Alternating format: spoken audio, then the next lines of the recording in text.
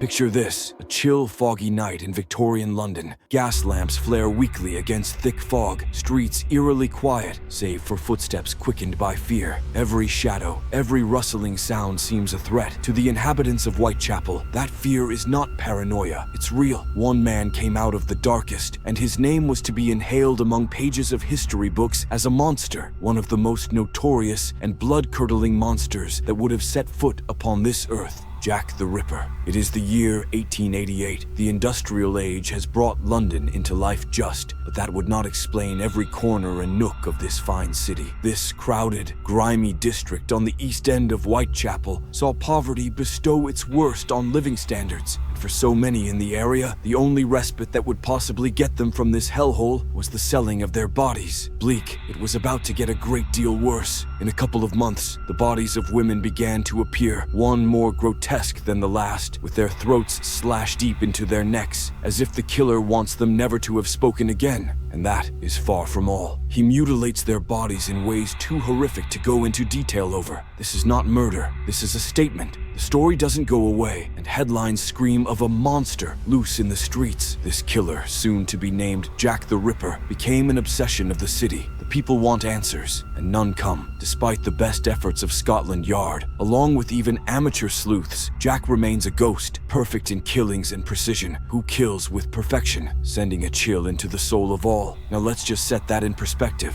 This was a time pre-fingerprinting, pre-DNA, pre-organized analysis of crime scenes. Police were working blind, and Jack knew it. Crowded streets, the dark, and the transient population worked for him rather than against him in chaotic Whitechapel. Of course, there were the letters as well. He didn't terrorize but teased his killers and the authorities with several letters. These letters do arrive, signed under the signatures like "From Hell" in gross detail to tell about how he had committed these murders, whether from Jack or the copycat pulling this wicked stunt on desperate people in order to increase the emerging frenzy. Now put yourself back in the streets of Whitechapel at that time, and the headlines of such brutal incidents are informing one, and with murmurs surrounding each move one made out of his or her doorstep. Nobody could be safe. The part which really gets this entire mystery deeper, even, is suspects. This is where the depth thickens, because Jack the Ripper could have been absolutely anybody. Of the many sensationalized suspects, modern times would have to fall upon one Aaron Kosminski, a Polish immigrant who was in Whitechapel at the time and on record for having acute mental problems. Years later, DNA evidence on a shawl found near one of the victims purportedly linked him with the crime. Sounds like an open and shut case, right? Not quite so quick. That shawl had passed through hands, who knows how many, within all those years. It isn't even known with complete certainty that the DNA in fact belonged to Kosminski, not to mention Jack the Ripper. Besides, evidence preservation means, at the time, were best unstable. Many claim he was not even a man. Some believe it was a midwife or some woman of medical profession that committed these murders. Who, after all, would suspect a woman? She would have been able to make her way through the streets without incident, and perhaps the skill with anatomy accounted for the precision of the crimes. But then, of course, there is the barrister, Montague Druitt, who mysteriously disappeared about the time the murders did indeed stop. Or perhaps it is Dr. Francis Tumblety, this American physician with a well-acknowledged hate of women, not to mention those outlandish theories that Jack was part of the royal family and protected through some type of conspiracy right at the very top. The deeper you get, the murkier it gets. Was he a lone predator, Jack the Ripper, or part of a far greater sinister tale? Even here, it gets murkier. With all the modern forensic sciences now, we stay large above the issue, but perhaps that is where the haunting really lies, where the truth died, along with Jack himself. Most crimes get their closure, but with Jack the Ripper, it remained but a shadow of himself, a faceless, nameless icon of fear. But perhaps that is partly why his story has endured. Jack the Ripper represents more than a series of murders. He represents our fear of the unknown. He is a reminder of how fragile safety can be, and how easily it can be shattered by something or someone we cannot see. And yet, we're obsessed with finding answers. It's human nature to want to solve the puzzle, to name the villain. Maybe it's because putting a face to the monster makes the monster feel less powerful. But with Jack, the monster remains in the dark, and that's what makes him so terrifying. What does one learn from such a story? The same story that reminds one of how terror was spread throughout the entire community is also a story of resiliency.